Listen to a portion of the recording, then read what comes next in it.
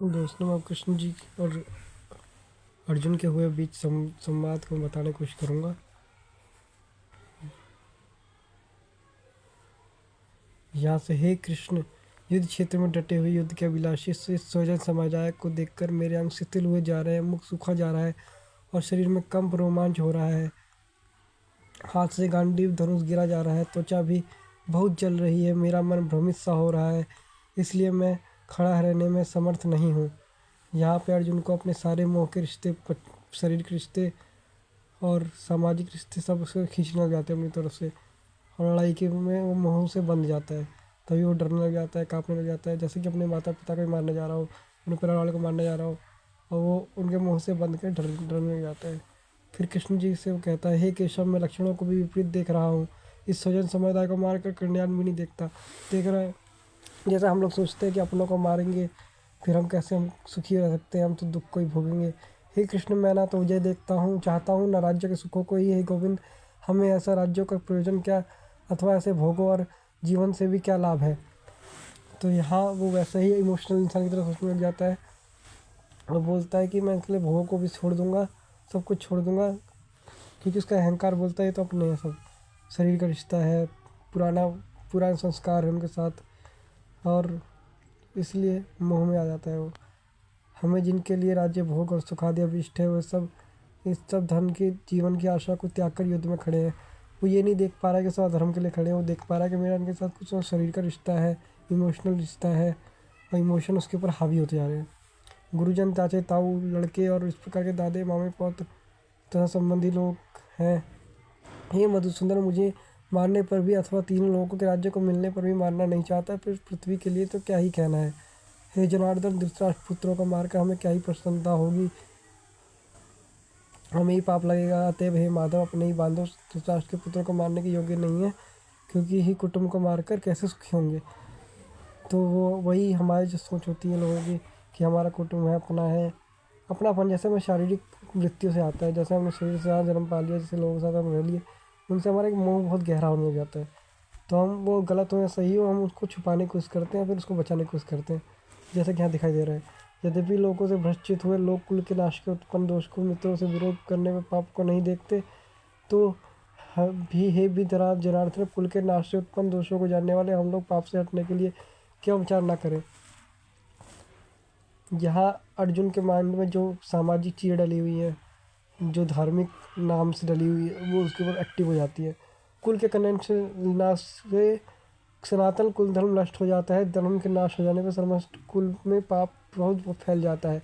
उसको जो सामाजिक चीज़ें बताई जा रही है कि कुल के नाश हो जाने से सब कुछ नाश हो जाता है, सब लोग पाप में लग जाते हैं। और सनातन कुल धर्म को सनातन बता रहे हैं, कुल धर्म कोई सनातन होता नहीं है। सनातन तो बस एक ही होती है, आत्मा, जिससे वो बिल्कुल भ्रम होके उसको जो लग रहा है सच वो वही बोले जा रहा है। हे कृष्ण, पाप को अधिक बढ़ जाने से कुल की स्त्रियां अत्यंत दूषित हो जाती हैं, वार्षणीय स्त्रियों के दूषित हो जाने में वर्ण संकर उत्पन्न होते हैं। जो सामाजिक ढांचा उस टाइम भी यही था, अपनी जाति में शादी करो, जाति से अलग हुआ तो वर्ण संकर हो जाएगा, ये वो, तो वो इसके दिमाग में बैठा हुआ था, वही चीज़ वो बोल रहा था, ताकि उसको ये सब कर्म ना करना पड़े। वर्ण संकर कुल दागे तो कुल के नरक में ले जाएंगे, और लिए होता है लुप्त हुई पिंड और जल की क्रिया वाले श्राद्ध और तर्पण से वंचित करके पितृलोक भी अधोगति प्राप्त होते हैं। वही जो पुराण वाली बातें हैं, पुराण टाइप पहले भी थे, तो उस टाइम में पुराणों की बातें बहुत ज़्यादा प्रचलित थी। उसके धर्म से लेना देना कुछ भी नहीं था। असली धर्म तो कृष्ण जी जानते थे, और गीता और वेद ही है उसमें। तो लोग उस टाइम में वेद बहुत कम पढ़ते होंगे मेरे हिसाब से, तभी ये सब बातें लिख रहे हैं। बोलता है अर्जुन के, मतलब उस टाइम पे जो सामाजिक स्ट्रक्चर था उसमें भी बहुत कुछ ये सब चीज़ें चलती थी, नरक स्वर्ग ये सब, हम लोगों को इसे बांधने के बहुत प्रयास किया जाता है, ताकि वो लोग मोह और आसक्ति से भरे रहें और कर्मों में ना कर पाए कुछ भी, इंद्रियों को जीत ही ना पाए। इन वर्णशंकर दोषों से कुलघातियों की सनातन कुल धर्म जाति नष्ट हो जाती है। जो सनातन कह रहे तो नष्ट कैसे हो जाएगी, और जब सनातन धर्म नष्ट हो रहा है तो फिर वो तो धर्म ही नहीं है। सनातन धर्म तो होता है ना, कभी नष्ट नहीं होता, और ये जाति को धर्म को नष्ट सनातन बता रहे, जाति के धर्म को कोई सनातन होता ही नहीं है। सनातन तो बस आत्मा है, वही हमारे धर्म का मूल है, वो कभी नष्ट नहीं होता, इसलिए सनातन धर्म कहते हैं, कभी जो कभी नष्ट ही नहीं होगा, क्योंकि इसमें क्या मूल में आत्मा है। हे जनार्दन, जिनका कुल धर्म नष्ट हो गया हो, ऐसे मनुष्य के निश्चित काल तक नरक में वास होता है, ये हम सुनते आए हैं। देखा, सुनाने वाले लोग उस टाइम भी था जो दिमाग में ये सब भरा करते थे। अर्जुन के दिमाग में बहुत कुछ भरा हुआ था। हाँ शोक, हम लोग बुद्धिमान होकर भी महान पाप करने को तैयार हो गए। राज्य के सुख के लोभ से सुजन समुदाय के लिए उद्यत हो गए, मारने के लिए उद्यत हो गए। मतलब ऐसे बोल रहे हैं जैसे वो गलत करने जा रहा हो। अर्जुन ने मतलब गलत को भी सही बना दिया इन सब बातों से, ऐसे दिखाने की कोशिश करी है।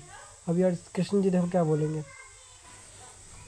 अब इस सब को आगे बढ़ते हैं। ये सब बोलेगा अर्जुन, उस प्रकार करुणा से व्याप्त और आंसुओं से पूर्ण व्याकुल नेत्र वाले विश्वव्युत अर्जुन के प्रति भगवान मधुसूदन ने ये वचन कहा। क्या कहा?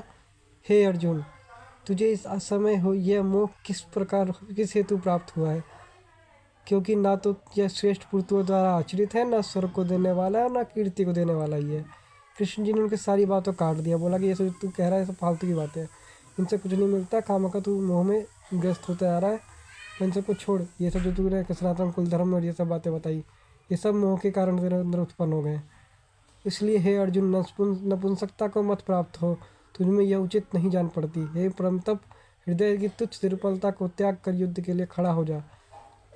ये सब सर किस लिए दिया था अर्जुन? ताकि उससे लड़ना ना पड़े, सच्चे के साथ खड़ा ना होना पड़े, अपने मोह को और अहंकार को बचा सके। क्योंकि कृष्ण जी ने सबके चित्त चित्त उड़ा दिए अपनी बातों से। हे मधुसूदन, मैं रणभूमि में जिस प्रकार बाणों से प्रतिमा में द्रोणाचार्य को विद्ध कैसे लगाऊंगा?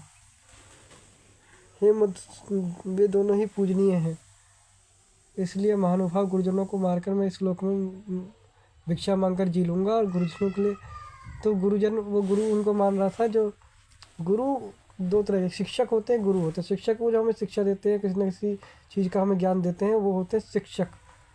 उनको भी गुरु की उपाधि नहीं दी जा सकती। गुरु मतलब वो जो आपको सभी सभी प्रकार के दुखों से मुक्त करके जीवन के सही कामों को दिखाने का दिशा दे पाए, वो कृष्ण जी हैं।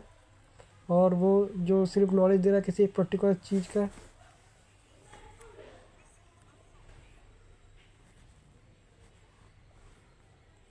वो गुरु नहीं कहलाता। तो अभी तक इतना ही देते हैं, फिर बाद में कभी और